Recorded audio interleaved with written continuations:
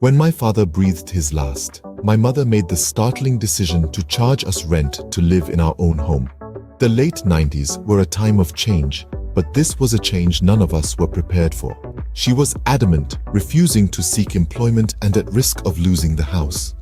$1,000 each she demanded from each of her 4 adult children. $4,000, a sum that sounded more like a mortgage payment than a familial obligation. But we made a choice. We chose to leave the house. In doing so, she lost the house, and in her eyes, we were the ones who had abandoned her. Years rolled on, and the lack of care from my mother became more apparent. The details are numerous, the incidents countless, but all pointed to one undeniable truth. Her disregard for me was blatant. Today, she's unable to support herself, a burden borne by my sister.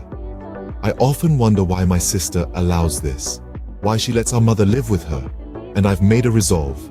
If my mother ever faces homelessness, she won't find shelter in my home, not even for a night. She will have to find her own solution, just as we did.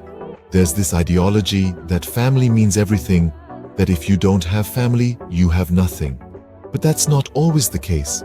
Whether or not you accommodate a family member in your home is a personal decision. What's essential is making a choice that aligns with your own well-being and values. Let me add some context for those quick to judge. When I talk about being over the age of 18, I mean we were legal adults. I had just finished high school. I was juggling a job, college, and covering all my expenses.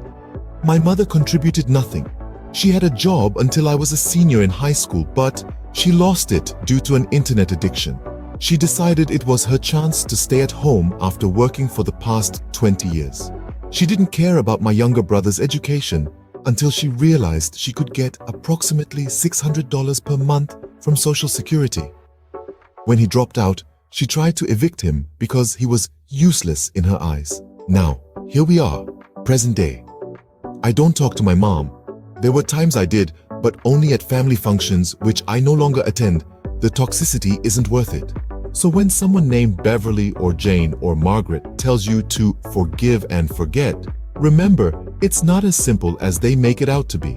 Life is a series of choices, and sometimes the best choice is the one that prioritizes your well-being over familial obligations.